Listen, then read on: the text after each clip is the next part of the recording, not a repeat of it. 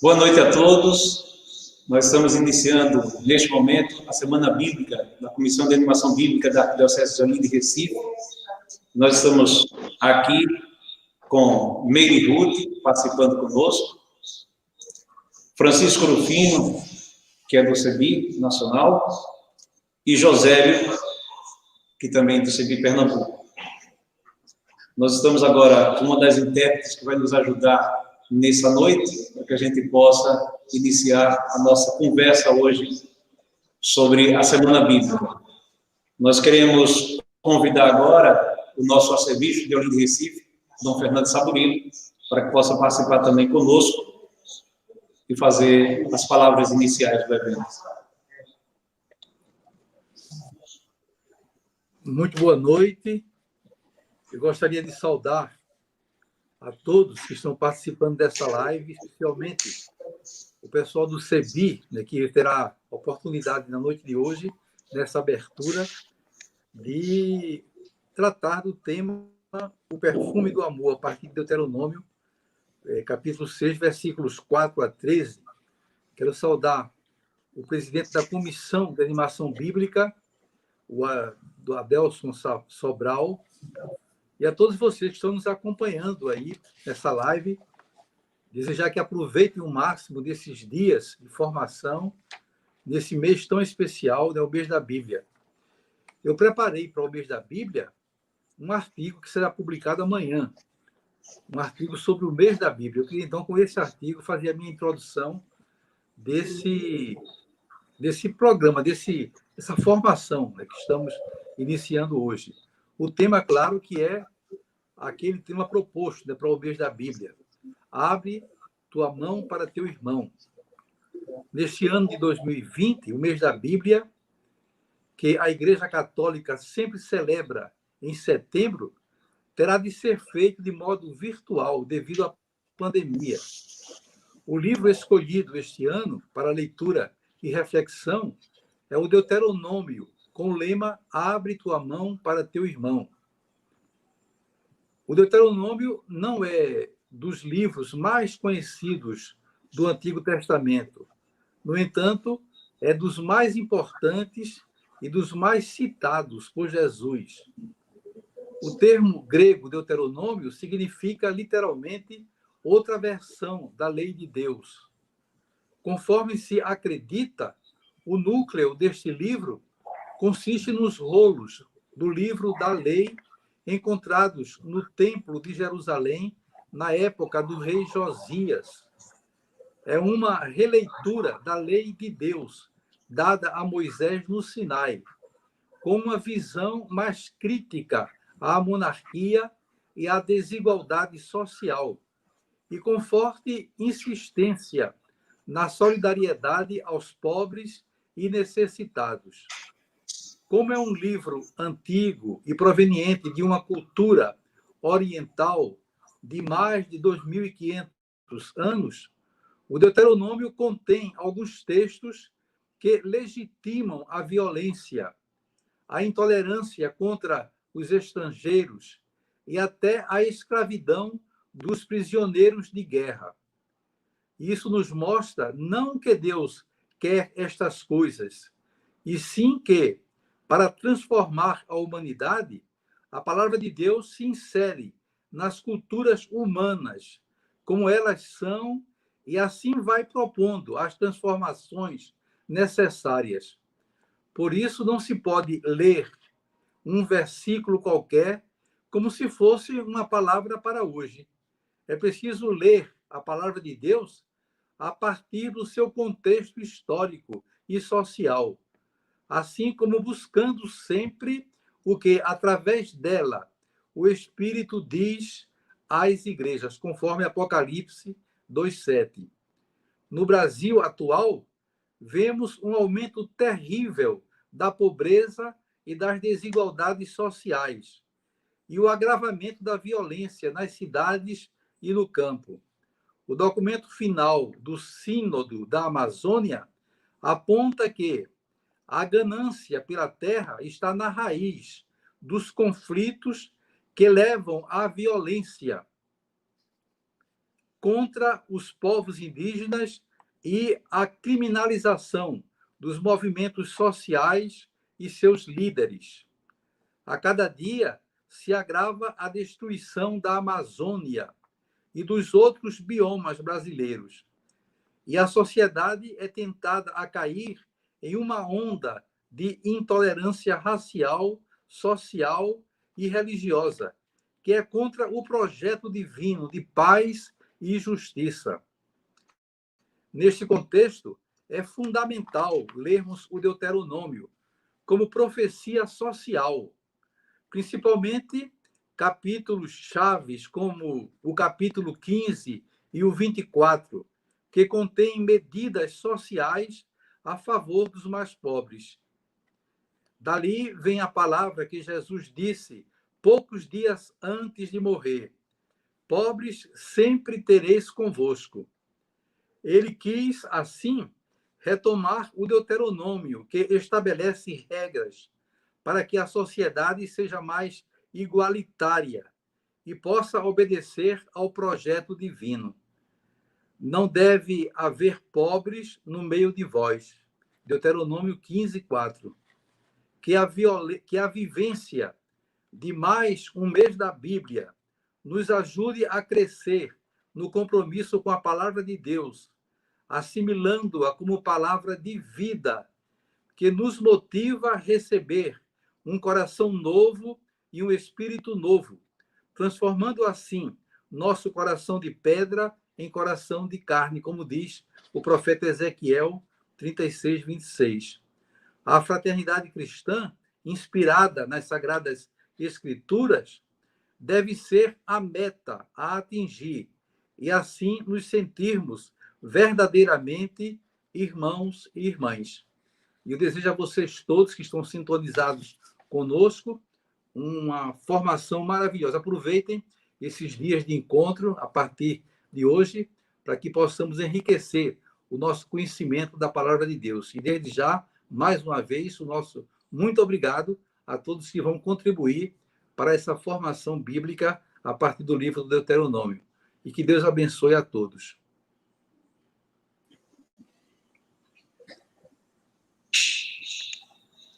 Obrigado, Dom Fernando Saburido, por suas palavras. Dom Fernando agora tem um outro compromisso, vai precisar sair, mas a gente agradece imensamente pela participação e pelas palavras belíssimas que nós vamos apresentar aqui durante essa semana da reflexão que nós vamos fazer do livro do Deuteronômio. Obrigado, boa noite, Dom Fernando. Então, vamos lá. Nós recebemos um vídeo do nosso querido Frei Carlos Mestres, que é companheiro do Francisco Rufino, falando um pouco da história do CEBI. Então, vamos iniciar para que as pessoas conheçam esse trabalho bonito que foi feito já há mais de 40 anos pelo CEBI e que a gente precisa conhecer melhor. Então, vamos escutar agora o primeiro vídeo. Uma boa noite para vocês todos que estão escutando. Estou aqui em Unai, Minas Gerais, falando de noite para vocês, assim no solto. Eu prefiro ver a cara da pessoa, fica muito mais fácil poder conversar. Mas, de qualquer maneira, a gente faz o que pode. E eu agradeço o convite de poder dizer alguma palavrinha. E até me preparei um pouco para falar sobre a origem do CEBI, contar alguma coisa do Deuteronômio e uma mensagem. A origem do CEBI, eu sempre lembro, o CEBI já existia quando nasceu, porque já existia a leitura popular em todo canto. Então, o CEBI nasceu mais para articular, aprofundar, legitimar e fazer, divulgar cada vez mais essa leitura da Bíblia. E uma coisa que então falaram para mim, você tem que participar, junto com o pastor protestante, do pastor Iranildes aqui de Unai, de Angra dos Reis, era lá que a gente está trocando até as datas. E junto com o Iranildes, nós nos reunimos lá no convento do Carmo, convento velho, E sabe como é que a primeira coisa que a gente fez para oficializar, ele disse para Iranis, você sabe como é que a gente faz? Ele disse, eu não sei. Eu disse, eu também não sei. Vamos rezar um salmo. E aí a gente rezou, e foi quase que Deus fazendo isso. O Salmo 146. E aí vou até ler o que diz este salmo. Parece que foi feito para o CB. Diz assim: feliz quem se apoia no Deus de Jacó, quem coloca sua esperança em Javé, seu Deus, porque ele faz justiça aos oprimidos, dá pão aos famintos, liberta os prisioneiros, abre os olhos dos cegos, endireita os encurvados, ama os justos, protege os estrangeiros e sustenta o órfão e a viúva. Sabe por que eu fiz assim com os dedos? Para dizer, são as 8 bem-aventuranças do Antigo Testamento. E Jesus conhecia esse salmo, se orientou por esse salmo, e tudo que ele fez está escrito nesse salmo. E a partir daí o CEBI foi crescendo, seguindo o rumo normal, o pessoal se organizando, quase que do jeito que acontecia, do jeito que as necessidades apareciam, foi se organizando, e hoje está aí no Brasil inteiro, até fora do Brasil, em muitos lugares, cresceu para além daquilo que a gente esperava, porque no fundo é a palavra de Deus que chamava e orientava. E foi crescendo e se organizando de acordo com as exigências da caminhada. E eu lembro 3 coisas que ficavam sempre presentes em tudo que a gente fazia. Até anotei aqui: ter presente a realidade bem concreta do povo onde a gente vive. Nunca esquecer isso, porque foi o que Jesus fez. Uma outra coisa, olhar o texto sem puxar a brasa para a sardinha, respeitar o texto bíblico do jeito que está aí e misturar tudo com reza. E assim o Espírito Santo consegue atuar. E assim é que a gente faz até hoje em todo canto. Esta tribo é café, leite e açúcar, 3 coisas. É o texto do jeito que está aí, a realidade concreta do povo e a reza misturada. E isto é um pouquinho o começo do CEBI, e assim acho que o resto da história que vocês também conhecem. Teve celebrações aos 20 anos lá em Recife e em Caruaru. Muitas vezes a gente andou por aí nesses vários encontros. Só Deus é que sabe quantos encontros a gente foram feitos, mas o que importa no CEBI mesmo é aquilo que o povo faz na base, essa atitude bem concreta, lembrando a palavra de Deus dentro da realidade. Isso foi um pouquinho a origem do CEBI.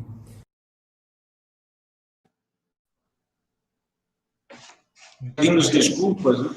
Nós estamos utilizando agora essa plataforma e não percebemos que, quando apresenta o vídeo, nós ficamos sem a intérprete de Libras. Mas aí vamos conversar um pouco agora com Francisco Orofino, nosso convidado lá do Rio de Janeiro e parceiro do Frei Carlos Bestes. Francisco Orofino, conta um pouco essa história do CEBI e qual a tua perspectiva para o Brasil hoje de uma reflexão bíblica fincada com o pé no chão, como o próprio Frei Carlos Bestes colocou. Boa noite para todo mundo. Meu nome é Francisco Orofino, eu resido em Nilópolis, Baixada Fluminense, Rio de Janeiro. Eu pertenço à Diocese de Nova Iguaçu e trabalho no CEBI já há uns 35 anos. O CEBI, ele faz parte de um amplo movimento que, como Dom Fernando falou, está associado à proposta bíblica dentro da Igreja Católica. Nós temos, no tempo comum da liturgia, o mês de agosto, que é reservado para a vocação. É o mês em que cada um reflete sobre si mesmo, sobre o seu batismo e como está levando adiante o seu compromisso batismal. É o mês vocacional. Tivemos, nesse domingo agora, o dia do catequista, o dia da catequista. Aquelas pessoas que vocacionalmente se dedicam à formação de outras pessoas dentro da igreja. Mês de setembro é o mês em que a palavra traz a sua proposta, que nós temos que estar abertos à proposta da palavra. Por isso, o mês de setembro, já tradicionalmente na igreja, é dedicado ao estudo da Bíblia, na igreja aqui no Brasil. É dedicado ao estudo da Bíblia por causa da festa de São Jerônimo, no final do mês, que é o dia da Bíblia para a Igreja Católica. Se você reflete sobre a vocação e se você acolhe a palavra, mês de outubro, você está preparado, está preparada para a missão. Então, vocação, palavra e missão formam o eixo da animação pastoral na nossa igreja em agosto, setembro e outubro. Então, o CEBI está dentro dessa proposta. Ele tem como grande meta a sistematização da leitura popular da Bíblia, ao mesmo tempo, a formação dos agentes de pastoral bíblico, não apenas para a Igreja Católica, mas também para as outras igrejas. O CEBI se entende como um serviço feito às igrejas para animar, para dinamizar a leitura popular da Bíblia. E todo mês da Bíblia, o CEBI sempre apresenta também um subsídio, uma ajuda. Esse ano é aqui o caderno Revelar o Amor de Deus, que é uma leitura do livro do Deuteronômio feito para as comunidades. O grande instrumento de pastoral do CEBI e também da Igreja Católica são os círculos bíblicos. A melhor interpretação da Bíblia é aquela interpretação feita em comunidade através da participação das pessoas. Essa é a missão do CEBI.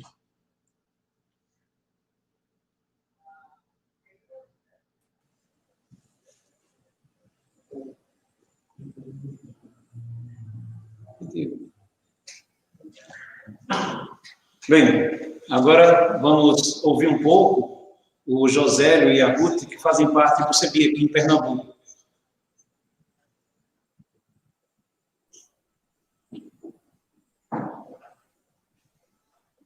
Quer iniciar, Meire?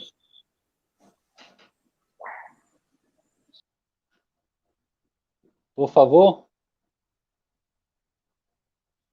Bem, já me lançaram na tela maior aqui, então vou eu. Meu nome é Josélio, eu faço parte da coordenação do CEBI Pernambuco e também contribuo no CEBI Virtual, que é um projeto que nós temos de educação à distância, usando já essas ferramentas que a gente agora começa a descobrir em maior grau, né, em todo o Brasil, por conta da pandemia. Então, não sei se o vídeo de Carlos Mestres cortou um pouco, né, mas o CEBI é esse serviço, né, a palavra de Deus, a leitura bíblica, nessa perspectiva da leitura popular, né, e quase todo o trabalho do CEBI no Brasil é feito de forma voluntária, né, são dezenas e centenas de pessoas que trabalham nas comunidades da leitura bíblica, e o CEBI, como articulador, faz esse trabalho de produção de textos, né, de produção de livros, para que possa ajudar as comunidades nessa leitura. É um serviço mesmo que se coloca para as comunidades. Outra coisa que é interessante ressaltar é que o CEBI é um serviço também ecumênico, né? Então, nessa perspectiva do mês de setembro, é uma perspectiva bastante católica, né? Mas o CEBI é um espaço ecumênico e faz um trabalho com todas as igrejas cristãs, que também estão abertas a essa leitura popular da Bíblia.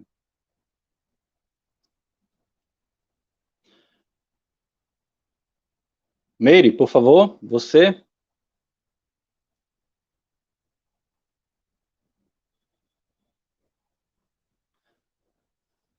Tem que abrir o microfone, Meire. Eu sou Meire, boa noite. Eu faço parte do CEBI Pernambuco, que é parte do CEBI Nacional desde 1991. Eu venho da tradição batista, né? Sou uma das pessoas que faz parte na secretaria do CEBI, já fiz parte da coordenação também, e também de escolas bíblicas, de assessoria de escolas bíblicas. Eu quero dizer que a leitura da Bíblia dentro do meio protestante é uma coisa que a gente cultiva muito, e o CEBI veio para me ampliar isso daí. Veio ampliar no sentido de que eu possa estar vendo as comunidades de todas as áreas, de todas as igrejas, participando conjuntamente, irmanada, com outras perspectivas de tradição religiosa. E isso tem sido uma coisa muito boa na minha vida. Então, isso é uma possibilidade do CEBI muito boa. E eu queria lhe dizer que numa das escolas bíblicas que eu fiz parte no CEBI, me foi feita a seguinte pergunta: o que você acha da Bíblia? E o que Jesus fez na sua vida? E essa pergunta eu quero lançar para vocês, e quero que a gente pense como mês da Bíblia, a partir do Deuteronômio, e pense também com essa mistura toda que está sendo colocada, que a Bíblia o que é que a Bíblia faz ou pode fazer na vida da gente. Então, o CEBI pensa a Bíblia, reflete sobre a Bíblia, também nessa perspectiva do que ela pode trazer e o que é que ela pode fazer na vida da gente, na vida das comunidades, na vida do país, na vida da sociedade como um todo.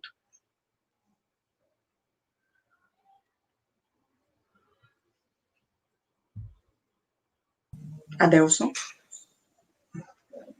Chegando agora. Então, dentro dessa perspectiva, nós já demos uma geral de como vai funcionar a nossa semana bíblica. Nós queremos fazer, então, uma primeira reflexão com todos que aqui estão. O próprio Francisco Rufino, o Josélio e a Meire. O tema dessa noite é o perfume do amor. E aí, qual é a perspectiva que nós buscamos? Como nós sentimos esse cheiro do perfume de Deus, das maravilhas de Deus, numa sociedade tão intolerante, numa sociedade que está destilando ódio a cada momento. Onde nós encontramos esse Deus amoroso, que é o que nós ouvimos e vemos no livro do Deuteronômio. Francisco Rufino. Bom, vamos começar fazendo uma memória e também respondendo um pouco aquilo que a Meire coloca, a importância da Bíblia. A Bíblia não é um manual de doutrina, a Bíblia não é um livro dogmático, a Bíblia quer ser uma proposta, a Bíblia quer ser um caminho. Por isso a palavra muito importante nos evangelhos é a palavra caminho, onde para nós o próprio Jesus se identifica com o caminho. Eu sou o caminho. Portanto, a Bíblia é uma proposta de caminho. E a origem de tudo isso é uma experiência muito forte, que na Bíblia se chama Êxodo. Essa experiência do Êxodo, na verdade, é o fruto, é o trabalho de 3 irmãos. Moisés, Arão e Miriam. São esses 3 irmãos que agem, a partir da proposta de Deus, no processo de libertação do povo. Essa é a origem de tudo. O Êxodo é a origem de tudo. E cada um na sua função, Moisés, Arão e Miriam, nos dão aquilo que a própria Bíblia vai dizer que é a maneira de agir no Espírito. A gente age no Espírito a partir da proposta dessas 3 pessoas. Portanto, nós temos a liderança, que é Moisés, o sacerdócio, que é Arão, e a profecia, que é Miriam. A profecia na Bíblia, ela é visualizada no papel da mulher. Né? A Miriam é o símbolo da profecia. E, com o tempo, a figura de Moisés como liderança, como juiz, foi substituída pela figura do rei. Mas até hoje, cada uma de nós é batizado ou batizada nessas 3 dimensões desses 3 irmãos. A dimensão régia, a dimensão sacerdotal e a dimensão profética. Ora, com a caminhada histórica do povo, chega uma hora que precisa parar e rever a história, refazer a história e adaptar a mensagem original ao tempo que se está vivendo. A origem do Deuteronômio é essa. Será que nós, nessa época histórica que estamos vivendo, 600 anos depois do Êxodo, nós estamos sendo fiéis à proposta original? Qual é a proposta original? Qual é a raiz de tudo isso? A raiz de tudo isso é o nome de Deus. O nome de Deus não é um nome próprio. O nome de Deus é um tempo verbal. A palavra Yahweh ou Yahó, a gente nunca vai saber a pronúncia, que nas nossas Bíblias, infelizmente, está escrito Javé como se fosse um nome próprio. É um tempo verbal que significa eu estou, ou eu estive, ou eu estarei. Por que isso? Porque a grande mensagem bíblica é, se você quiser procurar a Deus, procure onde você está, porque Ele está contigo. Por isso, nós, numa celebração, quando quem preside, o sacerdote, o diácono, o ministro, a ministra, diz assim, o Senhor esteja convosco, a Assembleia inteira renova a fé no nome de Deus e diz, Ele está no meio de nós. Agora, eu preciso captar essa presença. Por isso, quando a gente fala, e dá como título o encontro de hoje, o perfume do amor, perfume é algo que está assim no ar, você sente o cheiro. Se você não sente o cheiro, é que você pode estar com o vírus, é um perigo. Porque o primeiro sintoma do vírus é você perder o olfato. Então, é bom sentir o cheiro. Né? Mas será que a gente sente essa presença, esse cheiro do amor? Quando a gente fala em amor, a gente tem que olhar essa palavra dentro do contexto bíblico. Amor e religião é a mesma coisa. Porque religião significa a sua capacidade de criar laços afetivos, de se unir com outras pessoas, de criar comunidade. E você só cria comunidade através de gestos concretos de amor. Portanto, captar o perfume do amor é também colocar-se a serviço. É como Jesus pergunta, no final da parábola do bom samaritano, que foi feita por um doutor da lei que queria prová-lo, Jesus não dá resposta, não, conta a parábola. No final da parábola, Jesus pergunta assim, na tua opinião, qual dos três foi o próximo do caído? Aí o escriba, o doutor da lei, não tem para onde fugir, ele dá a resposta certa. Foi aquele que teve amor. Só que nas nossas Bíblias, a palavra amor, a palavra misericórdia, a palavra caridade, a palavra fidelidade, são todas tentativas de traduzir uma palavra hebraica de difícil tradução. É a palavra hesed. Hesed é a sua capacidade de criar laços afetivos movidos pelo amor. Movimentados pelo amor. Então, no encontro de hoje, que é o perfume do amor, nós temos que perceber como o amor de Deus está presente, mas eu tenho que revelar esse amor de Deus. Como é que eu vou revelar esse amor de Deus? Jesus vai dizer, a única maneira de você revelar o amor de Deus é através de gestos de amor, concretos, com pessoas bem concretas. Né?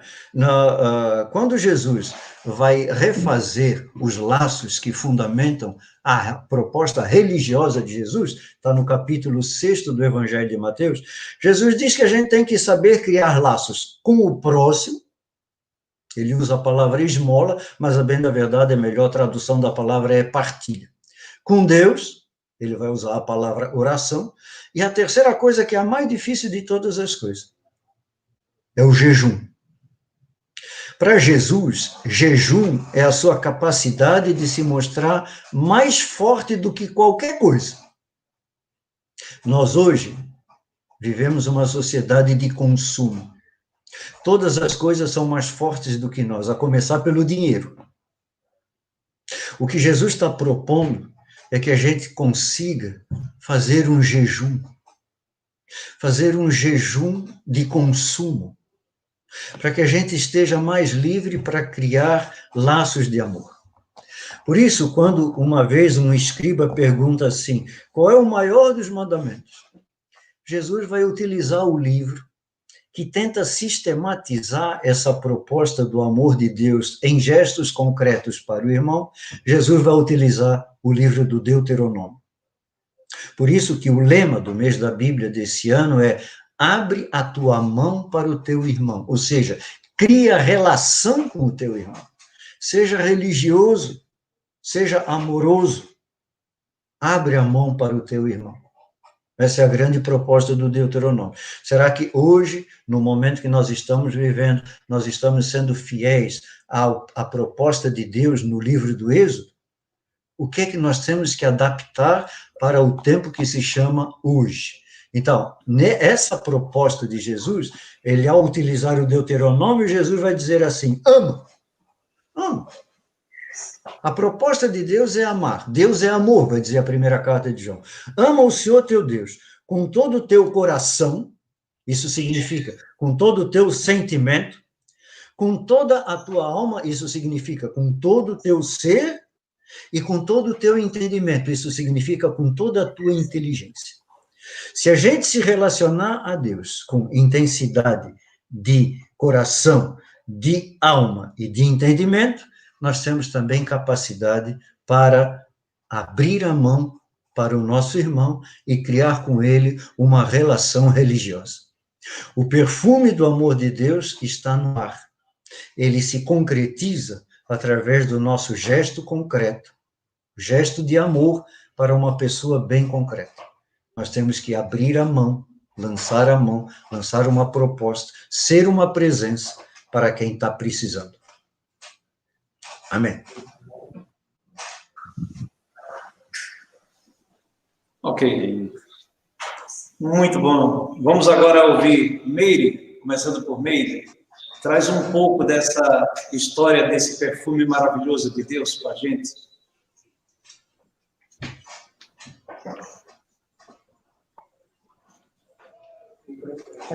Liga o microfone. Meire, põe o microfone, está mutado. Desculpem, é o costume de desligar o microfone para... Bem, enfim. Uma coisa, eu gostaria de destacar algumas coisas nesses tempos em que a gente está vivendo. No mundo, no Brasil, e nesse momento nós estamos vivendo. Uma coisa que nós estamos vivendo é a virtualização da vida. Basicamente, eu estou acostumada a estar com um bocado de gente na minha frente e o que eu tenho diante de mim agora é um computador. Algumas imagens, não sei nem com quem eu estou falando, na verdade. Não é? Isso não me parece projeto divino, digamos assim. Mas é o que a gente tem para agora. Eu me lembro desde quando eu comecei com o CEBI, que a gente sempre falou em convivência, celebração e estudo. Esse é um tripé dentro do CEBI, certo?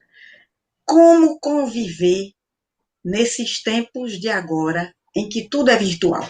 Eu li um autor, um historiador israelita chamado Harari, em que ele dizia que daqui a pouco, daqui a alguns anos, o mundo seria basicamente virtual. Eu digo, caramba, eu não pensava que ia chegar tão rápido. Então, nós estamos num mundo virtual. Nesse mundo virtual, como ser perfume de Deus? Como traduzir Bíblia, que está aqui na minha mão, mas que uma boa quantidade de gente tem no seu aparelhinho de celular, baixa lá e fica lendo virtualmente, né? Eu até já tenho alguns livros virtuais, é incrível isso. Como traduzir presença nessa ausência? Como eu pego a Bíblia agora e penso o projeto de Deus num mundo em que o afastamento está sendo tão grande? Esse, eu acho que é um desafio para a gente. Um outro autor, o Saramago, ele falou de uma coisa que Jesus diz para a gente, que o Orofino colocou muito bem, que é amor. Esse é o tema principal da Bíblia, com todas as contradições que a Bíblia tem. A gente sabe que a Bíblia tem muitas contradições, não é? Tem muita coisa que justifica projetos de injustiça, projetos de desamor, projetos de enmiseramento de pessoas mundialmente. E a gente tem o desafio de ser amor. E aí, o Saramago disse, era melhor que Jesus tivesse dito respeito, porque era mais fácil. Amor é um negócio bem complicado. Mas esse, só para terminar, esse é o nosso desafio. O nosso desafio é, a partir da leitura bíblica, a gente, como cristão, como proposta de leitura bíblica, é a partir das contradições que nós temos na Bíblia, a gente encontrar caminhos de amor, caminhos de fraternidade e caminhos que modifiquem essa realidade de injustiça, de opressão, como já existia no Êxodo. É isso.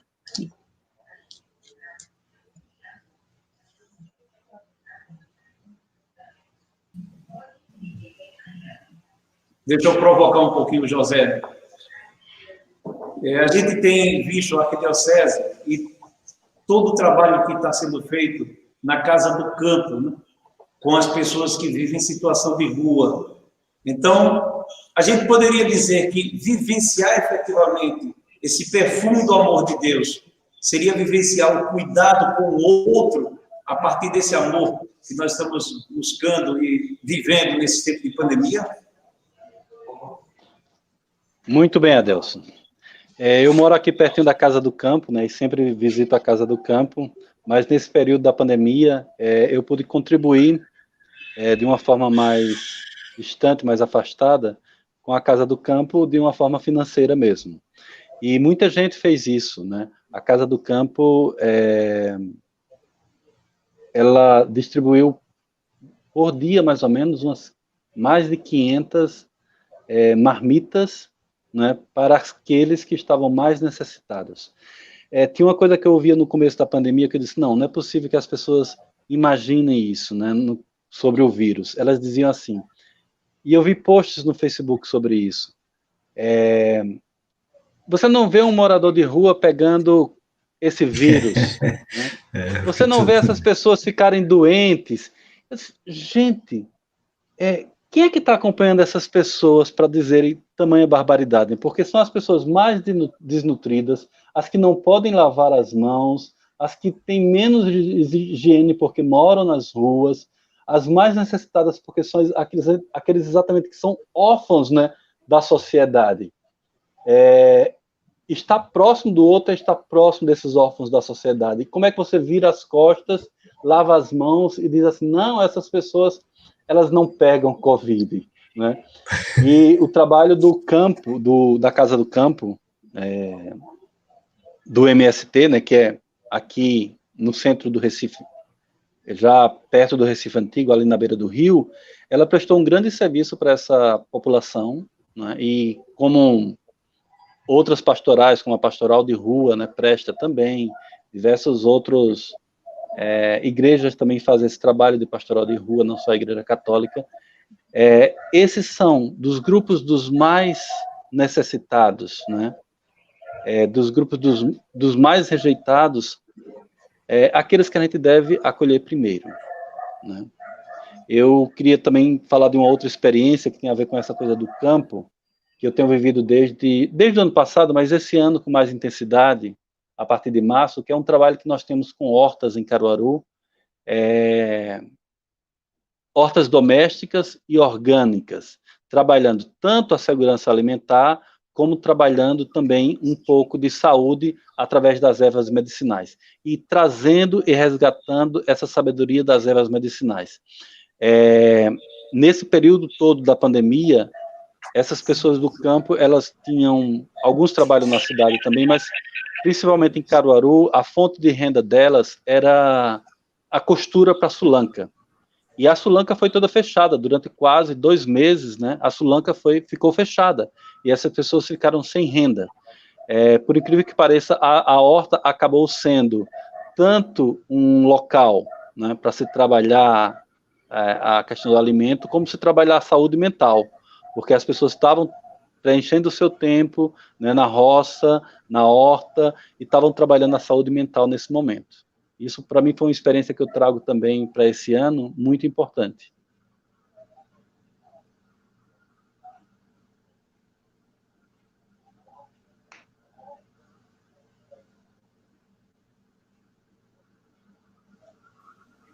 Está sem som. Agora chegou. Muito bom, José. Foi muito bom nós compreendemos e entender também o próprio Dom Lima Macedo, nosso bispo auxiliar, tem participado ativamente desse trabalho do Armazém do Campo, né? Eu tinha falado Casa do Campo, mas Armazém do Campo. Armazém do É muito bonito nós temos esse trabalho, porque, inclusive, já há uma pesquisa, junto com a Unicap, a juventude, vários voluntários, que vai ser feito entre essas pessoas que vivem em situação de rua, para que a igreja possa propor políticas públicas em favor dessas pessoas. Então, é muito bom nós conhecermos o trabalho que a Arquidiocese vem desenvolvendo e entender também a situação dessas pessoas que vivem em situação de rua. Como o próprio José colocou, são pessoas que necessitam também do nosso apoio e, especialmente, não ter medo das pessoas. Infelizmente, é assim que nós vivenciamos. Mas vamos passar agora para mais uma parte, né? No texto, deixa eu ver se a gente consegue colocar o texto dessa noite. Não sei se vai cobrir a parte do Libra. Nós vamos testar. Pronto. Eu vou tentar agora ver se consigo ler. Ele não está dando para a gente ver pela tela. Ok. Ok. Adel, se você quiser, eu posso ler aqui na minha Bíblia. Mas já tem aqui, né? Porque o contato que eles colocaram aqui, eu agora já estou vendo bem. Essa é a versão da Bíblia da Aparecida que nós colocamos, e aí ele diz o seguinte: ouve Israel, Javé nosso Deus, Javé é único, amarás Javé teu Deus. Deixa eu só diminuir aqui que aumentou também.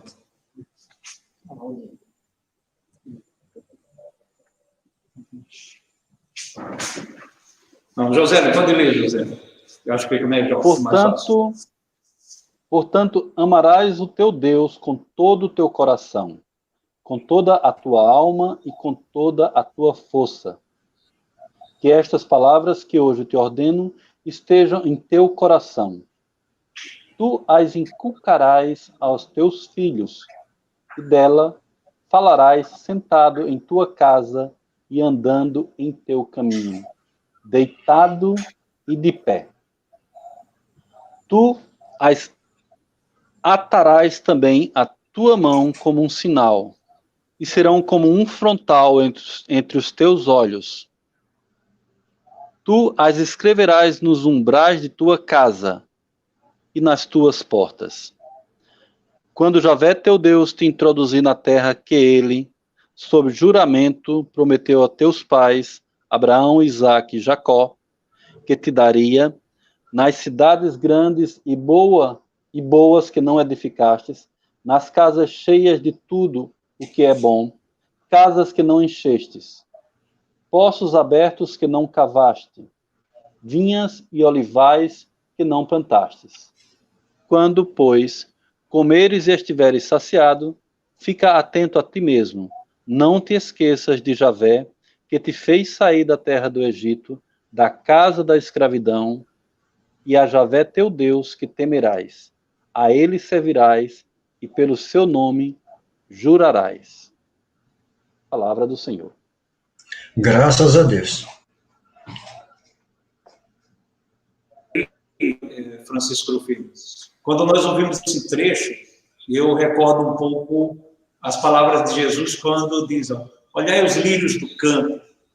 Por que a gente às vezes se preocupa tanto com coisas desnecessárias, quando a gente vivenciou agora durante a pandemia, por exemplo, que a gente não precisa de 300 papados, que a gente precisa ter uma roupa a cada hora para a gente usar, que o essencial da vida é a nossa família, e isso nós vivenciamos no dia a dia, no momento de reclusão da pandemia, e aí podemos despertar para esse novo sentido, né, da vida.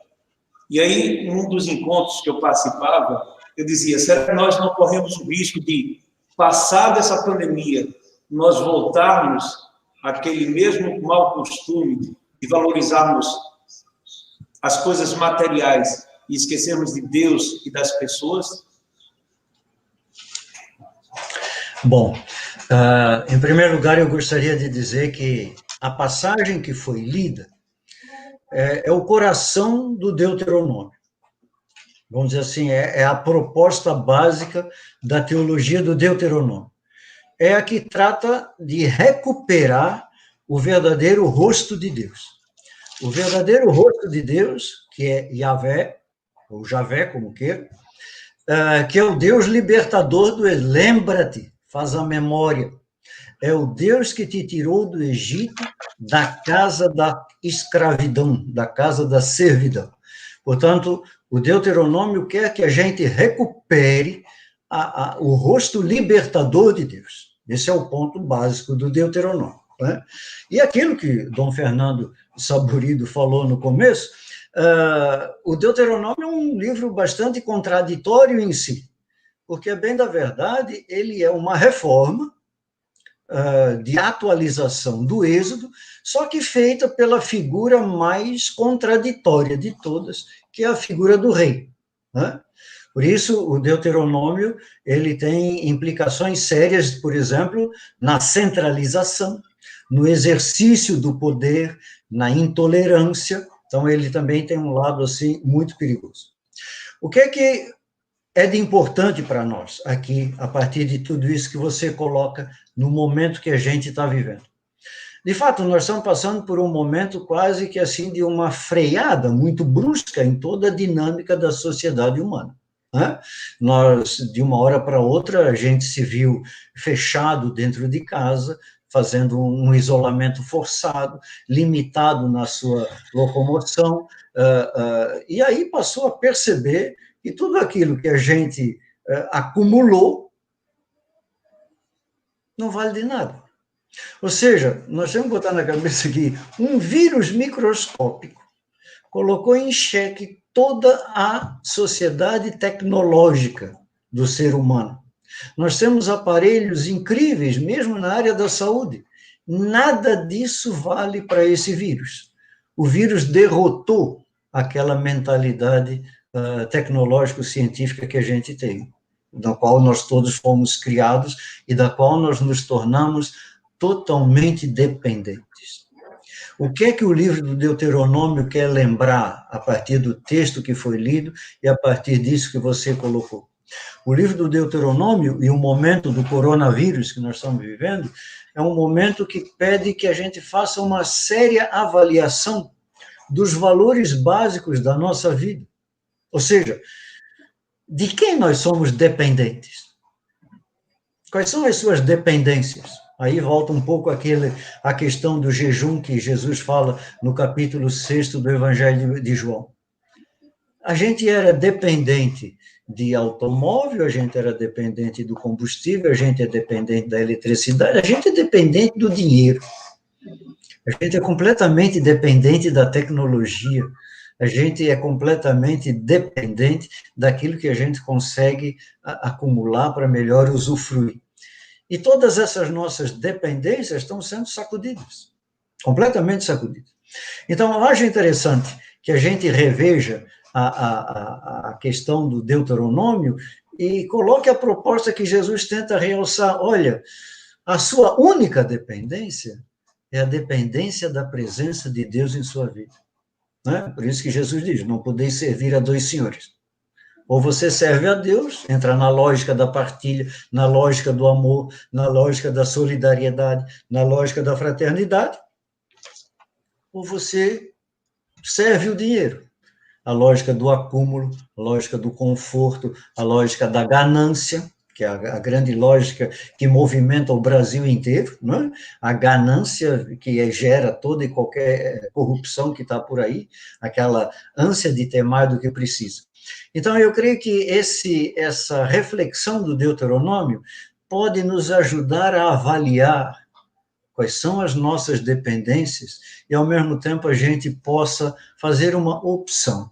Eu quero depender da presença de Deus, que me obriga a abrir a mão para o meu irmão, a criar um laço afetivo com aquele que mais precisa. A grande mudança que Jesus fez também a partir do Deuteronômio, voltando novamente à parábola do bom samaritano, na cabeça do escriba, próximo, são aqueles que se aproximam de mim pedindo alguma coisa. Jesus vai dizer assim, não, Próximos são as pessoas de quem você se aproxima para estender a mão. Eu acho que essa mudança é muito necessária a partir tanto da proposta do mês da Bíblia desse ano, como também a partir da pandemia do coronavírus que nós estamos vivendo. Exatamente, Francisco Rufino. E é importante que nós comecemos a partilhar e pensar muito nisso. Aí eu vou chamar Meire para compartilhar também com a gente dessa experiência. Quando a gente fala desse contexto do coronavírus, a gente fala também das pessoas que desacreditam de toda essa situação, que começam a inventar que isso não existe, que isso é fabricado por alguém, que toda essa contextualização é mentira e a gente é invadido com a enxurrada de fake news que muito mais atrapalham do que ajudam. Então, nesse contexto de amor que nós estamos conversando hoje, esse amor, esse perfume de Deus, como nós podemos vivenciar com o nosso próximo amor se a gente vive cercado de tanta mentira que é jogada nas mídias sociais e muitas vezes compartilhada pelas pessoas. É interessante isso que você está colocando, Adelson, porque na Bíblia parece que tem algumas fake news também, não é?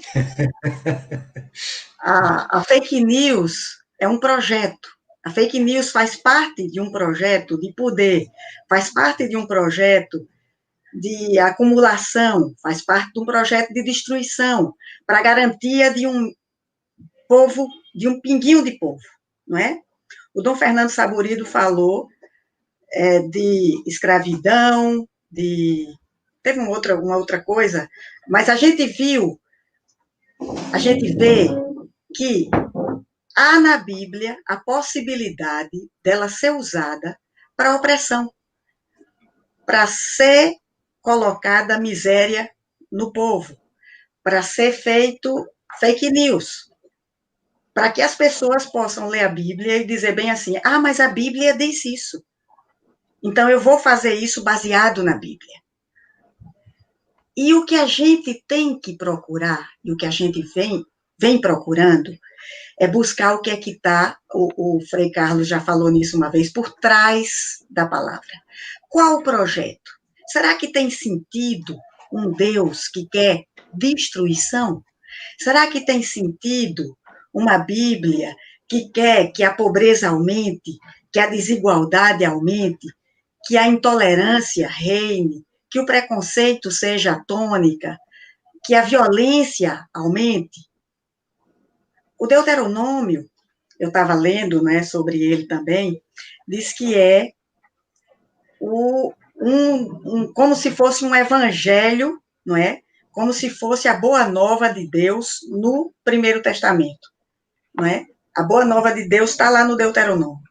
Mas está lá também, tanto no Deuteronômio como num bocado de outros lugares na Bíblia, um bocado de coisas que quando a gente olha, a gente diz, isso não é divino. Então, o que é que a gente faz com isso? A gente olha para a gente, eu gosto muito quando diz assim, primeiro veio a vida estava ruim, Deus chegou e colocou a Bíblia. A Bíblia está ruim, vamos olhar para a vida de novo. Então, a tônica tem que ser a vida.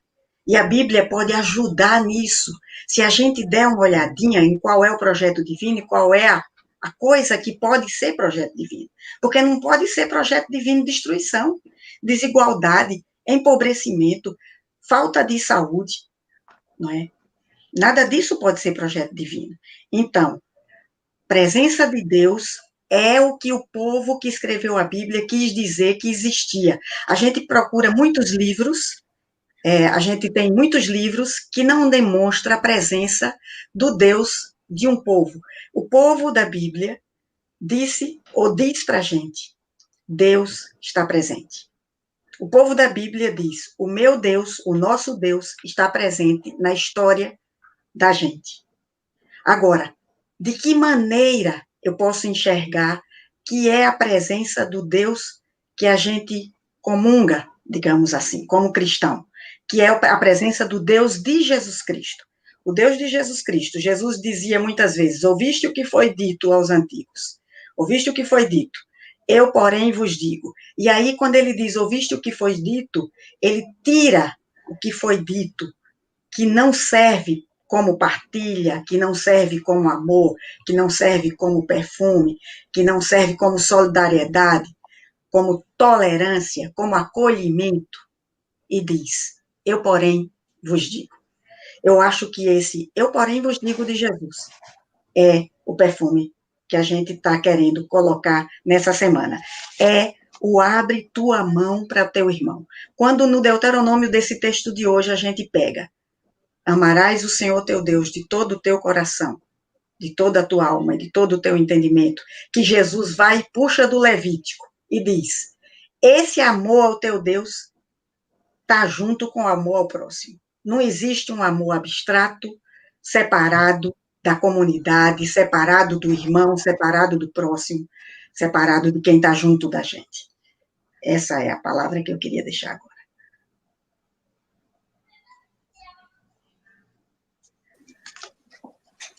Deixa eu voltar agora. Pronto. E aí, José, a gente fala um pouco desse clima, né? Desse perfume do amor, e a gente começa a tentar compreender o mundo hoje, como está vivendo. E aí eu gostaria que você nos trouxesse também uma palavra de como, no estudo bíblico, nós vamos reverter um pouco toda essa situação que é criada pelas pessoas que querem oprimir cada vez mais, e que até no texto que o Frei Carlos Mestre nos coloca, né, ele fala: é preciso que nós compreendamos e interpretamos melhor os textos bíblicos para que ele não seja, como ele colocou, utilizado como forma de opressão. Então, como nós podemos refletir, e aí uma proposta que nós vamos fazer depois com o CEBI Pernambuco, de vivenciar isso nos presídios. A partir de hoje, nós estamos iniciando um trabalho de recolher Bíblias nas livrarias católicas aqui na Arquidiocese de Olinda e Recife, para trabalhar nos presídios, para fazer estudo bíblico, reflexão com aquelas pessoas que precisam receber um pouco da palavra de Deus e repensar um pouco a sua própria vida. Como eu disse hoje na Rádio Olinda, um trabalho de ressocialização, que infelizmente as cadeias não vivenciam isso efetivamente.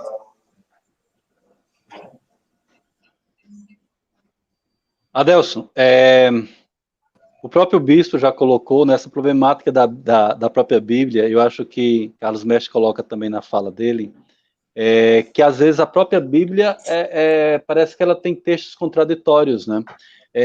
O próprio Deuteronômio traz assim: Javé faz justiça ao órfão e à viúva e ama o migrante, dando-lhe pão e roupa. Portanto, amem o migrante, porque vocês foram migrantes na terra do Egito.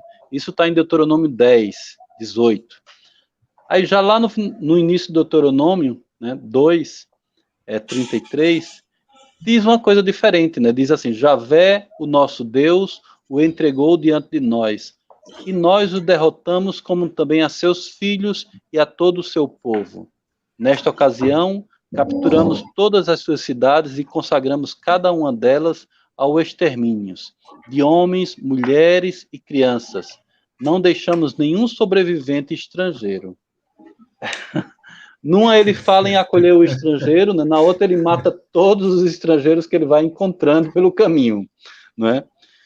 E esses textos que aparentemente são contraditórios, né, a gente pode ter uma outra visão sobre eles quando a gente não os descontextualiza, né? Quando a gente coloca o texto dentro do seu contexto, naquela época, como é que aconteceu, por que era assim, né? Como é que essa palavra de Deus, naquele contexto, ela se apresentava.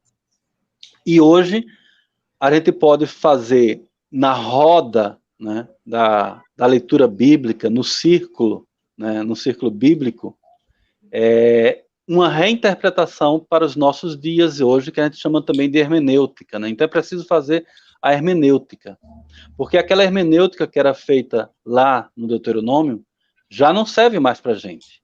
né? Essa leitura que é feita mais seca, mais dura, né?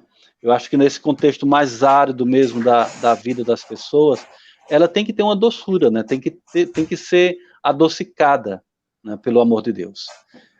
Quando o próprio texto que a gente leu hoje, né, coloca amar o teu Deus sobre todo o teu coração, de toda a tua alma, de todo o teu entendimento, esse Deus pode ser uma coisa muito abstrata também, né? Se não for um Deus vivenciado na vida do povo, a partir da vida das pessoas e do sofrimento delas, né, pode ser uma coisa muito abstrata, né?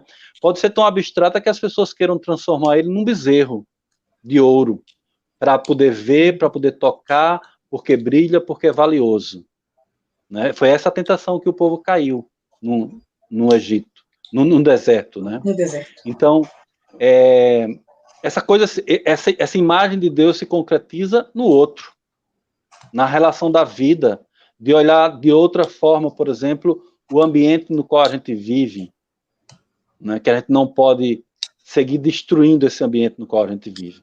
Ele se apresenta nas pessoas que sofrem, nas pessoas que estão precisando de ajuda. Uma coisa que é possível verificar nessa pandemia é a quantidade de gente que tem adoecido.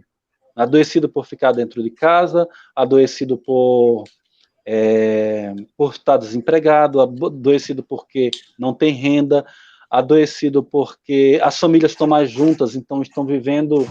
Deveria ser o contrário, né? As pessoas deveriam aproveitar esse momento para viver mais em família. Mas isso tem causado um efeito reverso. Algumas famílias enfrentam isso de uma maneira muito boa, né? Têm aproveitado realmente isso para reatar nossas relações, nossas convivências, mas quando essa relação já não vinha bem, né, às vezes as famílias não conseguem viver de uma forma harmoniosa, né? E então aquele mal que já vinha, né, acontecendo na família, ela acaba sendo potencializado. Imagina isso também nos presídios, né? Minha irmã trabalha em um presídio, e ela diz assim, eu perguntei a ela, como é que, se alguém está contaminado, o que é que faz? Olha, quando ele está com suspeita, então ele é levado para a ala dos infectados. Eu penso, mas se é só uma suspeita e ele não está infectado e não saiu o exame ainda, se ele não está infectado, ele vai se infectar agora, né? Porque foi lá para o meio de onde já tinha infecção.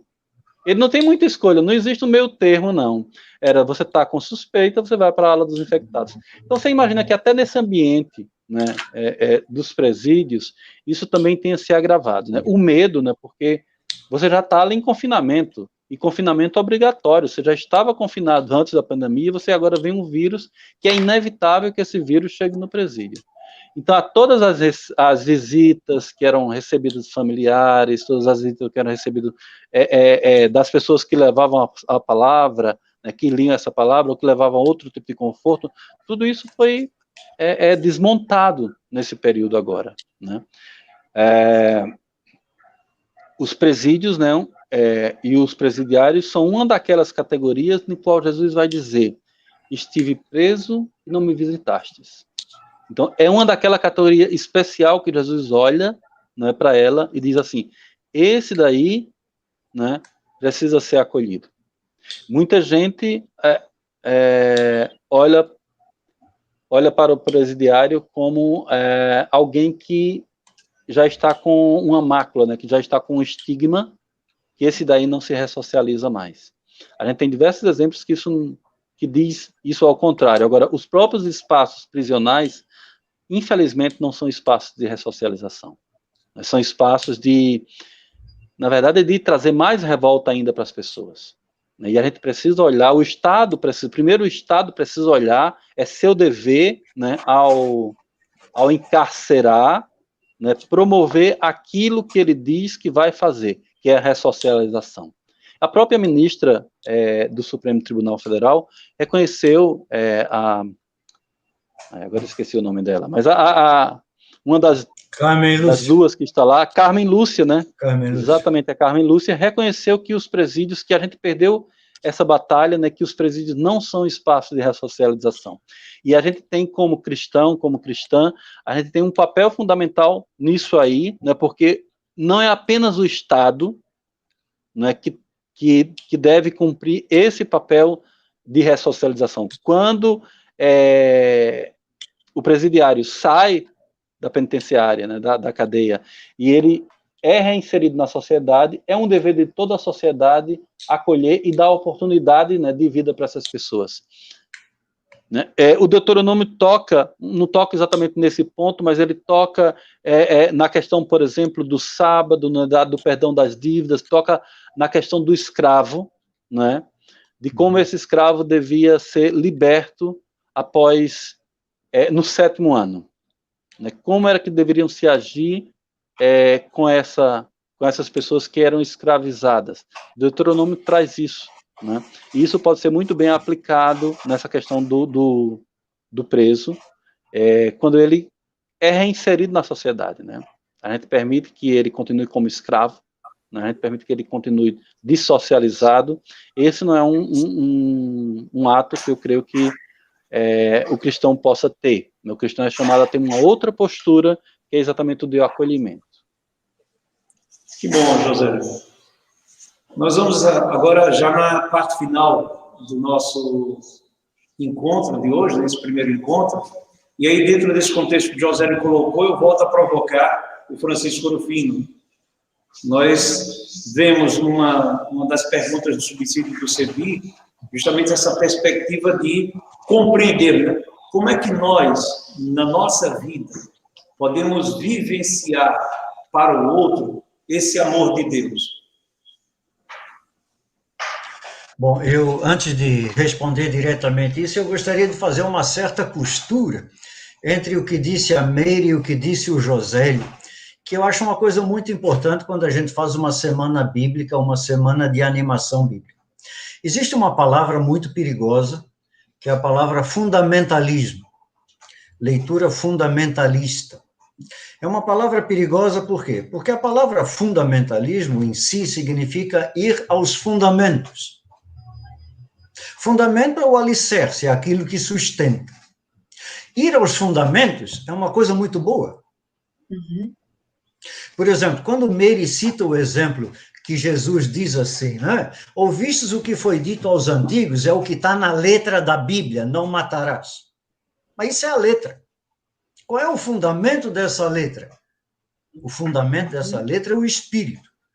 O Espírito que combate a agressividade que você dirige a uma determinada pessoa, chamando ele de imbecil. Jesus só usa, nós chamamos de 500 palavras. Jesus usa imbecil, Jesus usa idiota. Jesus está querendo dizer que o que fundamenta a letra, não matarás, é o Espírito de Deus que pede, não seja agressivo contra seu irmão. Portanto, isso é muito importante. Quando Paulo diz assim na 2 Coríntios, cuidado com a letra mata. É o Espírito que dá vida. Paulo está querendo dizer assim, quando você lê a Bíblia e se prender à letra e não captar o Espírito, você não lê a Bíblia. Por isso nós chamamos hoje fundamentalismo aquela pessoa que para na letra, que para no enunciado escrito, e não tem condição hermenêutica, não tem condição de aprofundar, não tem condição de partilhar isso daí, e que fica preso à letra, não vai ao fundamento, que é o Espírito. E quando Paulo fala a letra mata, ele não falou isso assim de uma maneira teórica, não, ele quando foi preso à letra, ele matou Estevão. Uhum. Então, a letra bíblica, com aquilo que o José falou naquela passagem do Deuteronômio, você tem que tomar muito cuidado quando você lê a Bíblia, se você não conseguir ao verdadeiro fundamento da letra, que é captar o Espírito. Né? Captar o Espírito. Então, quando nós estamos aqui numa semana bíblica, de animação da Bíblia, da vida e da pastoral, toda e qualquer leitura bíblica nossa deve ser, antes de tudo, um exercício comunitário de captar o espírito que se esconde por trás das palavras. A Meire lembrou essa frase que o Frei Carlos Mestres também cita muito. Fazer a leitura bíblica é partir da letra para o espírito. Nós não podemos abrir mão da letra, mas não podemos nos prender à letra. Por que que eu digo isso? Porque o Deuteronômio é um livro que tem uma ambiguidade muito grande e que tem impactos muito fortes na vida de Jesus. Por exemplo, por que que Jesus tinha que sair todo ano de Nazaré da Galileia, caminhar 150 quilômetros até Jerusalém para celebrar a Páscoa em Jerusalém? Por causa do Deuteronômio. A reforma religiosa do rei Josias foi a supercentralização da religião judaica no Templo de Jerusalém. É como se uma pessoa tivesse que sair a pé lá de Petrolina, lá de Pesqueira, lá de Caruaru, lá de Jaboatão de Guararapes, lá de São José da Carpina, de onde que tivesse para ir à missa em Recife, a pé. Então, o Deuteronômio tem essas ambiguidades que a gente tem que saber ler no Espírito, que a gente tem que partir da letra para chegar até o Espírito. Eu acho que a grande importância nossa aqui, dessa conversa sobre Bíblia, é que a gente tenha, de fato, esse desejo. Ao ler o texto bíblico, eu não posso parar na letra, porque eu vivo hoje. E os desafios que me são colocados pela sociedade são os desafios colocados pela sociedade hoje, né? E aí entram todos os problemas e todas as crises que nós estamos passando, a crise política, que é violentíssima no Brasil, a crise social, a crise econômica, a crise ecológica. Nós estamos mergulhados numa série de crises. A saída do povo para a crise após o domínio assírio foi o livro do Deuteronômio.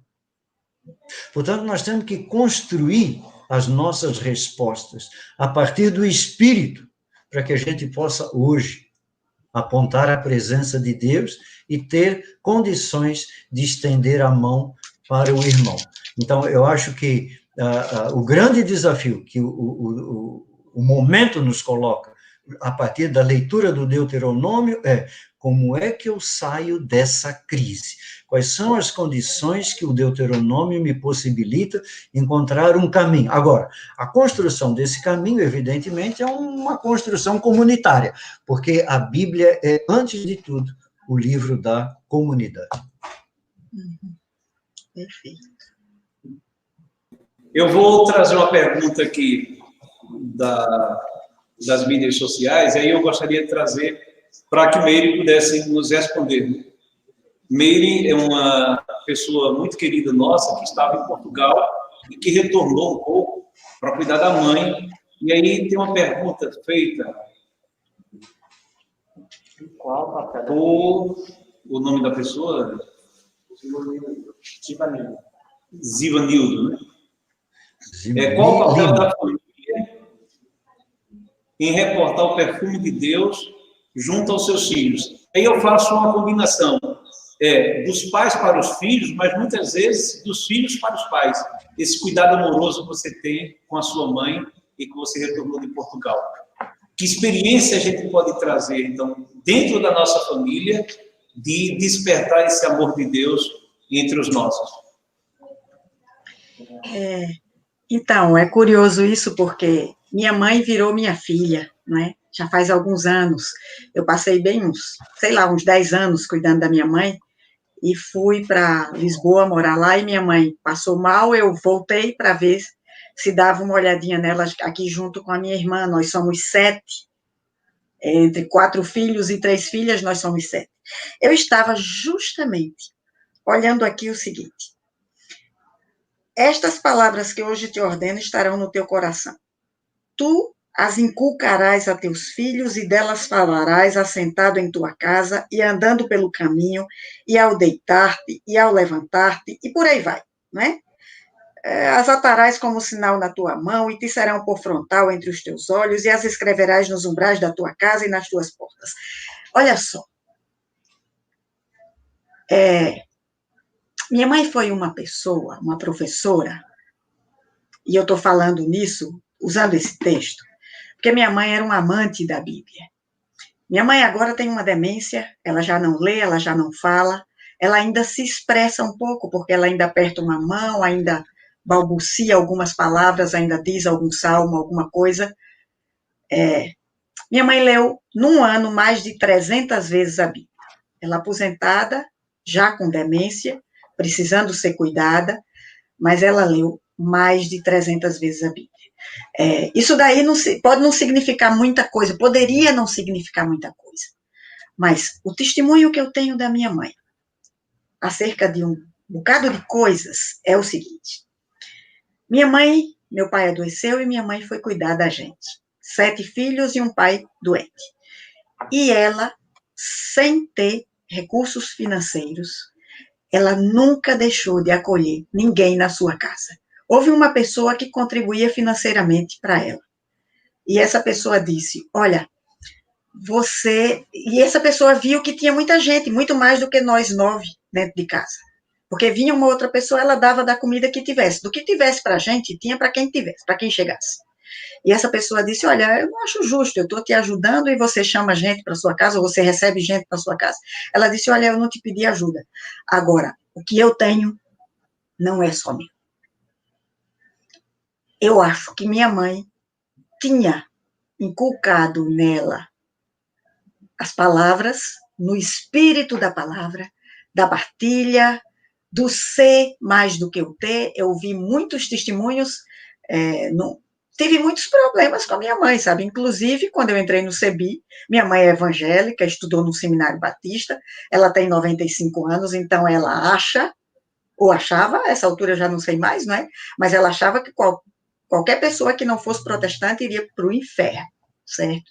Então, minha mãe, lendo mais de 300 vezes a Bíblia, ela achava que uma pessoa que não fosse evangélica ou protestante iria para o inferno. Mas minha mãe nunca deixou de acolher ninguém, independente de quem fosse, religião ou o que quer que fosse, dentro da casa da gente, com o que tivesse. Então, eu acho que é esse o sentido da família. É essa a coisa da família. É a possibilidade de, sendo família, a gente acolher outras, a gente ampliar a família. A família não pode ser só de sangue. A família não pode ser só da religião. A família precisa ser mais do que isso. Então, o acolhimento, eu acho que é o essencial. E essas palavras aqui: inculcarás a teus filhos e delas. Inculcar parece um negócio feio, mas esse gosto pela Bíblia e o gosto pela contradição da minha mãe, que acha que vai para o inferno, mas que ela mesma acolhe dentro da casa dela quem quer que seja. Eu acho que isso é o que a gente, como família, ou que a gente, como leitor da Bíblia, ou buscando o espírito da palavra, a gente pode pensar como família. Não sei se respondi, mas é. Muito bom mesmo. E aí eu vou fazer uma provocação agora ao Josélio, né? Tem uma pergunta agora do gosto ou não? Vê? Está de cima. Murilo Souza.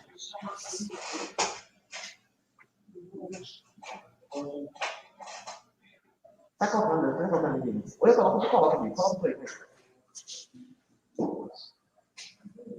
Pronto.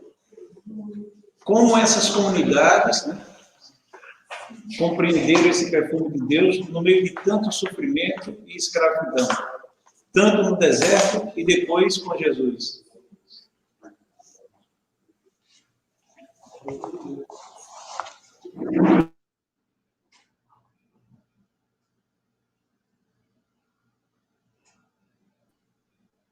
Para mim, Adelson, é isso. É bom você tocar no deserto, né? Porque o deserto é exatamente o espaço onde, se você não for solidário, você morre. E o deserto é esse espaço de aprendizado, né? Do povo que vai saindo do Egito, né? Que tem uma experiência de escravidão e, consequentemente, de diversos povos que estavam ali juntos e que talvez não se conectassem muito entre eles. O deserto é esse espaço onde se forja um povo, né? Se forja uma comunidade. É o espaço onde você deve ser solidário. Então, acho que o deserto ensinou a esse povo a criar, nesse ambiente tão rústico, tão árido, as ferramentas da solidariedade. Acho que nessa própria pandemia agora, por exemplo, quanta gente tem sido solidária, né? Eu, por exemplo, não fui afetado nas minhas finanças, mas convivo com pessoas que foram afetadas nas suas finanças, que eu preciso dar, familiares, amigos, né, amigas, que eu preciso, de certa forma, ajudar um pouco daquilo do que eu tenho, né, para com essas pessoas. Nesses momentos de dificuldade também, a gente encontra muita solidariedade. Naquele momento do deserto, a gente está vivendo um deserto também, de certa forma, né? Muita gente está há meses sem sair de casa, né? Principalmente pessoas idosas. Eu tenho uma irmã que está isolada desde 15 de março em um sítio dos meus tios, cuidando dos meus tios e sendo cuidada também por eles. Ela se colocou à disposição para ajudá-los nesse momento, porque eles são idosos e têm comorbidades, possivelmente se pegarem um vírus, são de alto risco. Nesse momento a gente vê muita solidariedade surgindo, né? Muito amor surgindo.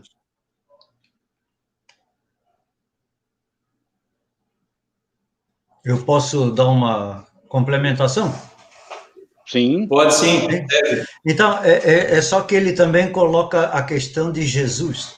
Jesus também foi ao deserto. E o deserto é um lugar onde você não tem referência nenhuma. Se você não souber caminhar no deserto, você morre. Se você não sabe onde é que é o poço d'água, você morre. Por isso, grandes figuras religiosas, como Moisés, até como Maomé, da religião do Islã, eles eram guias de caravana. Ou seja, pessoas que tinham condições de guiar os outros pelo deserto. E acho interessante que Jesus, no deserto, ele enfrenta o demônio. E todas as palavras que Jesus vence o demônio, ele usa o livro do Deuteronômio. Então, Jesus combate a mentira do demônio com a verdade da palavra contida no livro do Deuteronômio. E a segunda coisa que Jesus quer, aí respondendo um pouco a sua questão, é que a grande meta de Jesus é que a gente recuperasse a casa como um espaço tão sagrado quanto a sinagoga e o templo. Se na época de Jesus você perguntasse a um saduceu, o que eu devo fazer para ir ao céu? O saduceu diria, sai da sua casa, vai no templo e oferece um sacrifício. Se você perguntasse para um fariseu, o que é que eu devo fazer para chegar a Deus? O fariseu dizia, sai da sua casa, vai na sinagoga e leia a Bíblia. Se você perguntasse para Jesus o que eu devo fazer para chegar a Deus, Jesus diria, não sai da sua casa. Porque a verdadeira religião começa em casa, nas relações que você consegue construir dentro da sua casa. Por isso que muitas casas nessa pandemia estão em crise, porque perceberam que as relações dentro de casa não são boas e até são falsas. Por isso que teve gente que se separou, teve gente que não pode mais nem ver coisa. Os laços familiares se desfizeram. Agora, aquelas famílias que tinham laços sólidos, firmes, essas resistiram. Então, o que na verdade nós estamos aprendendo com essa pandemia é criar laços afetivos dentro de casa, porque para Jesus a casa é o espaço mais sagrado que tem. Pronto, era só isso.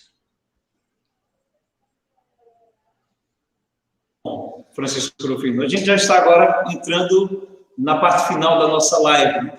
E aí eu gostaria de colocar uma pergunta ao Austin Duran, que ele colocou aí para o Ouro Fino. Cadê a pergunta do Austin? Cadê o Austin? Bota aí, o Austin Duran. Então, o Austin, olha o seguinte, primeiro, o ofício divino, a leitura orante, isso tudo são instrumentos. Instrumentos de quê? Eu acho que a grande comparação que Frei Carlos faz é que a mensagem, o espírito que sustenta a palavra é como a água dentro de um coco. Se você quiser beber essa água, você tem que quebrar o coco. E para quebrar esse coco, você vai precisar de um instrumento. Então, na verdade, para que a gente possa captar essa água presente no coco, que é o espírito por trás das palavras, nós temos que ter um bom instrumento. O grande instrumento, na minha opinião, o grande instrumento para que a gente consiga chegar ao espírito é a leitura comunitária da Bíblia, o círculo bíblico, o debate franco e aberto, a partilha do conhecimento para a construção de uma interpretação coletiva.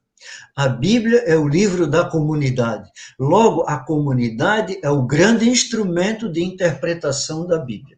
Então, quando você pergunta assim, qual é o exercício comunitário, eu diria a reunião da comunidade, o círculo bíblico, a leitura comunitária da Bíblia. Por exemplo, nós estamos aqui numa semana bíblica, mas essa semana bíblica é só assim, o aperitivo. Você vai se alimentar ao longo do ano, né? E eu acho interessante que, aqui olhando algumas contribuições aqui que aparecem aqui na tela, por exemplo, a Dorinha, lá de Mossoró, mandou uma mensagem. A Dorinha coordena grupos bíblicos lá em Mossoró, também pelo CEBI. Então, onde há grupos bíblicos que se congregam ao redor da Bíblia, mas, na verdade, não apenas para ler a Bíblia, mas para conseguir se situar na vida, a partir dos seus compromissos batismais, dos seus compromissos sociais, dos seus compromissos políticos, dos seus compromissos ecológicos. Nós estamos iniciando a Semana da Criação, o tempo da criação começa amanhã, vai até a festa de São Francisco. Quais são os nossos compromissos? Então, se eu estou em comunidade, o grande instrumento mesmo é a própria comunidade.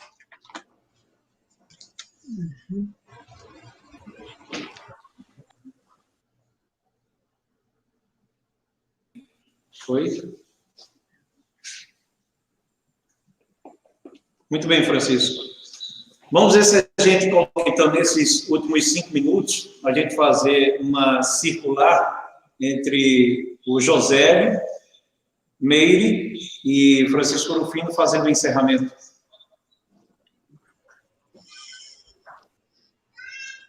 Josélio começa. Eu vou começar, Adelson. Posso começar? Primeiro, eu gostaria de agradecer, né, o convite, Adelson, da CAP Bíblia, da Arquidiocese de Olinda, Recife, né? E é um prazer a gente estar aqui, mais uma vez.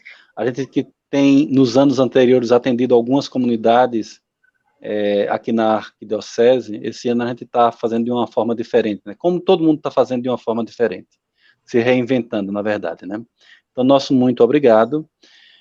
Uma outra coisa que eu queria lembrar no início a gente passou aquele vídeo, né, de Carlos Mestres, e a gente percebeu que estava havendo problemas de som, problemas técnicos mesmo, mas gostaria de lembrar que a gente está colocando esse vídeo no YouTube do CEBI Nacional. Basta buscar no YouTube CEBI_Nacional e entre parênteses oficial. Nós vamos hospedar esse vídeo a partir de amanhã lá, e vocês vão, é um videozinho pequeno de 9 minutos, mas que dá uma boa introdução sobre o que é o CEBI e sobre essa pincelada geral do Deuteronômio.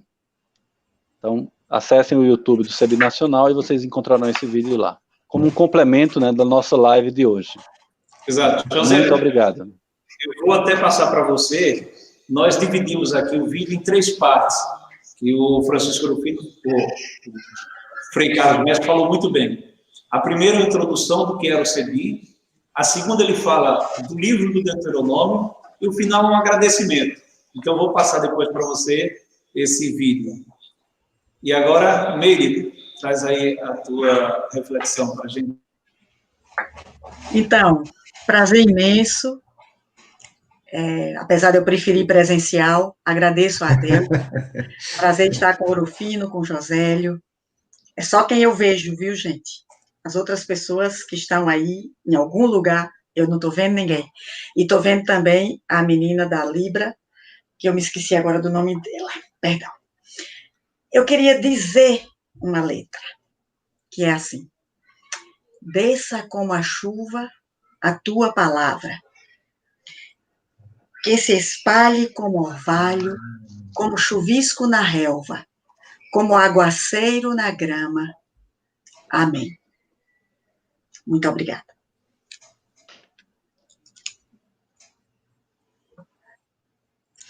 Bom, eu, em primeiro lugar, quero agradecer o Adelson pelo convite que me foi feito. Eu me senti, assim, muito honrado pelo convite feito, ainda mais, assim, a nossa responsabilidade como CEBI, tanto CEBI Nacional como CEBI Pernambuco, em abrir a Semana Bíblica da Arquidiocese de Olinda e Recife.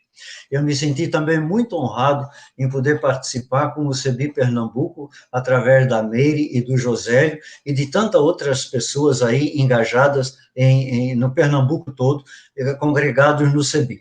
Eu espero que essa semana tenha muito sucesso, que esse é apenas o pontapé inicial, e, como diz a Meire, é muito difícil a gente não ver para quem a gente está falando. Mas já percebi aqui pelas contribuições que tem muita gente, até da Argentina, tá? De Macapá, de Mossoró, que vocês continuem prestigiando essa semana essa iniciativa da Arquidiocese de Olinda e Recife, e que, de fato, a leitura do Deuteronômio possa ser para nós uma luz. Luz para quê? Eu disse ainda há pouco que Jesus usou o Deuteronômio para vencer o demônio. Jesus diz no Evangelho de João que o demônio é o pai da mentira. Nós hoje vemos uma sociedade profundamente mentirosa, a começar por aquele que nos governa, que talvez seja a pessoa mais mentirosa que eu já vi na minha vida. Que a gente possa usar o Deuteronômio para vencer a mentira e fazer a vida triunfar para todos aqui nesse Brasil, a começar por aí, pelas comunidades da Arquidiocese de Olinda e Recife. Adelso, muito obrigado por esse convite e estou aqui à disposição sempre que você precisar. Uma boa noite para todo mundo.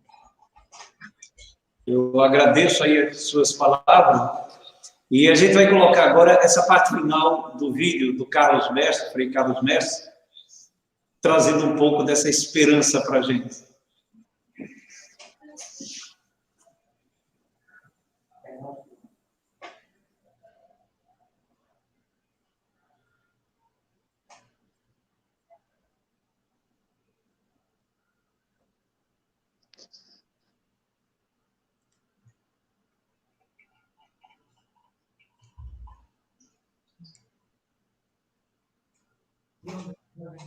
No fundo, é o que todo mundo já sabe. O que eu vou ensinar para vocês que vivem trabalhando aí dia e noite para divulgar a palavra de Deus? A minha mensagem é continuar fazendo o que estão fazendo, assim como todo mundo, quando o povo de Deus lembra desse trabalho bíblico que foi feito na base e continua sendo feito, porque lá está a origem de tudo. Na hora que a gente esquece a base, é como tirar a peruca e o cabelo desaparece, aparece só uma careca. Muitos fazem da Bíblia uma peruca com que cobre a realidade. Essa não é a Bíblia nossa. Ele nasce da realidade e tem que sempre voltar à base para poder estar tanto da Bíblia como da realidade do povo.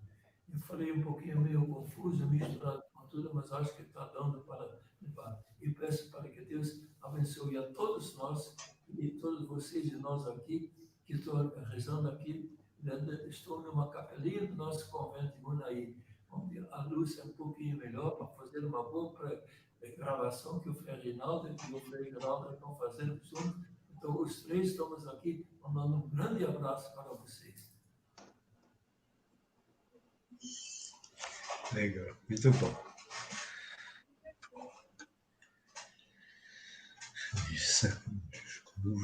Oi. Agora, muito bom, muito bom. Então, eu vou pedir permissão a vocês, só por um instante, para a gente apagar as nossas imagens e mostrarmos as duas intérpretes de Libra que estão conosco, né? E que nós queremos agradecer a presença delas. Legal, muito bom. Alessandra e Ana... Me ajuda aí, Ana Cláudia, né? Desculpa, Ana Cláudia. Então, muito obrigado a vocês pela presença de vocês conosco. E nós convidamos a todos, né, como o próprio Francisco Rufino colocou, uma mídia, uma penetração muito grande. Nós estamos falando para todo o Brasil. Aqui na Arquidiocese de Olinda e Recife, eu acho que mais de 500 pessoas acessaram a nossa live hoje. E amanhã nós vamos continuar com o irmão Marcelo Barros, né, e o professor Sérgio Vasconcelos, da Unicap, e aí a gente vai poder também compartilhar um pouco dessa experiência com vocês. Agradecer uma vez mais a todos que aqui estiveram, Francisco Rufino, o Meire e o Josélio, e agradecer a todos vocês, e especialmente vocês não estão vendo, né? Mas nós temos aqui uma grande equipe da PASCOM, do nosso Vicariato de Várzea, que está nos ajudando para participar aqui, todo mundo poder compartilhar um pouco dessas experiências. E dizer, hoje não foi possível, nós tivemos alguns atrapalhos aqui na questão da montagem, mas a partir de amanhã nós vamos colocar no formulário para que vocês preencham o formulário colocando nome, telefone e cidade, para que nós possamos fazer sorteios de brindes que foram trazidos por todos os nossos patrocinadores e as livrarias que estão nos apoiando nessa iniciativa. Tá bom assim? De coração, obrigado a todos vocês. Boa noite. Obrigado a você e até também. amanhã. Valeu. Tudo de bom. Fique com Deus. Fiquem com Deus, gente.